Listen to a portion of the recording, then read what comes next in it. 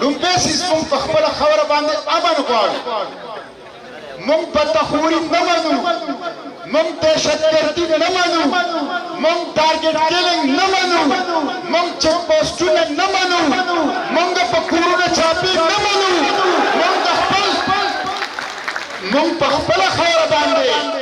دا سوال نه کوو چې څوک یې د کوم ځای نه رالي مونږ د خپل چادر او چاردیوارۍ تحفظ په عمل کول نه منو وروڼه مونږ دا غواړو چې ماله امن راکړي او ماله هغسې ترقي او صنعت راکړي لکه څنګه چې فیصل آباد او سیالکوټ ته ورکړی دی مالا هغسې ترقي راکړي میټرو ټرین راکړي لکه څنګه چې لاهور له ورکړی دی نو لومبی سیز زه د خپلې خاورې باندې امن د خپل ژوند تحفظ د خپل ازادۍ تحفظ د خپل پښتو تحفظ د خپل عقیدار تحفظ د خپل پټکي تحفظ د خپل جومات تحفظ د خپل حجرې تحفظ د خپل خرقې تحفظ د خپل حیات تحفظ دویم سي عزیزانو زه دا غواړم چې زه خپل او دا زما حق دی دا زما حق دی 1700 ارب روپے د فوج بجٹ دی 300 ارب روپے د عدلیې بجٹ دی 10 ارب روپے د پولیس بجٹ دی 2000 ارب روپے دا د دې غریب قوم نه علي نو که یو سترګه دې جاري او بله خاندي ماله به امن راکړې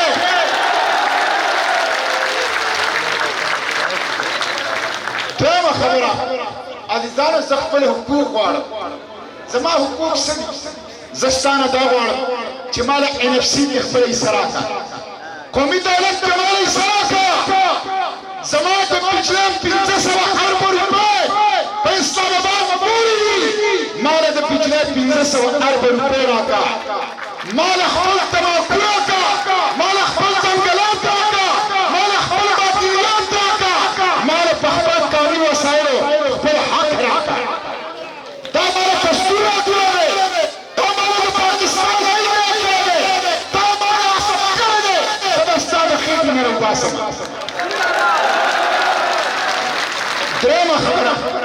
درېیمه خبره عزیزانو موږ د ظلم دا نظام دا ړنګول غواړو دا د ظلم نظام نه دی عزیزانو چې زه تېرو ورځو کې کراچۍ کې جیل ته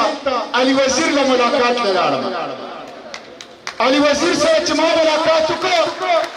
د قومي اسمبلۍ ممبر دی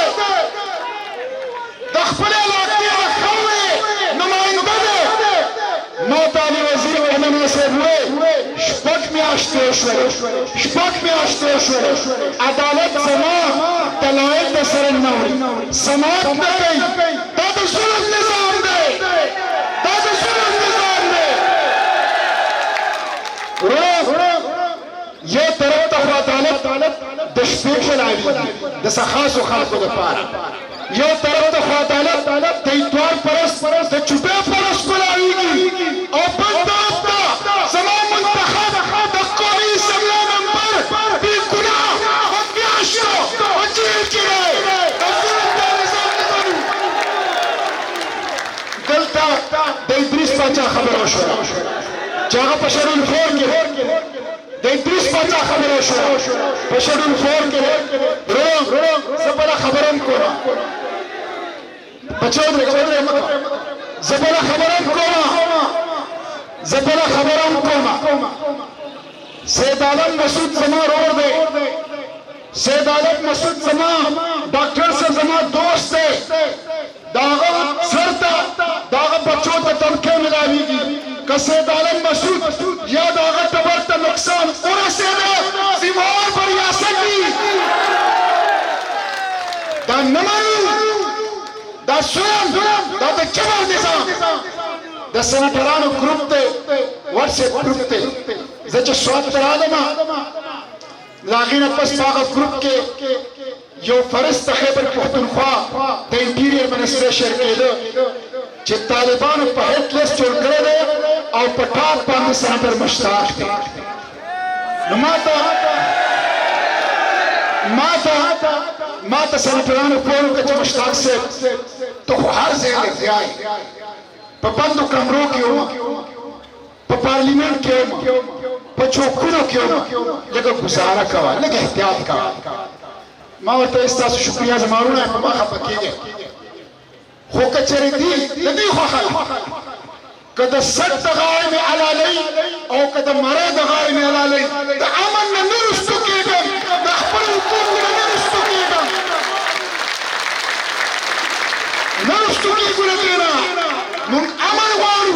موږ خپل حقوق غواړو موږ خپل دستوري آئیني بشري حقونه غواړو موږ په خپلو وسایلو اختیار غواړو موږ د پښتون بچي ترقي غواړو موږ په دې وطن کې د امن د سوکاله ژوند غواړو او د دې دپاره هرې قربانۍ ته تیار یو وروڼه په دې خبره ختمومه په دې ختمومه پیغمبر صلی الله علیه وسلم دا زما دینی فریضه ده ما ته چا وی چې ته خو په جماعت اسلامي کې او ته خو منصور پښتون په شان روان یې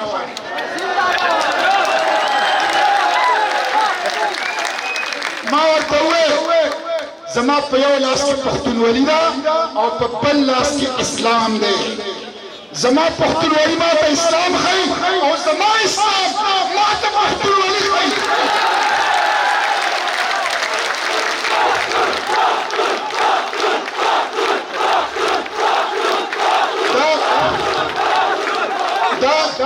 دا پاچا صاحب د جرګې مشر خبره وکړه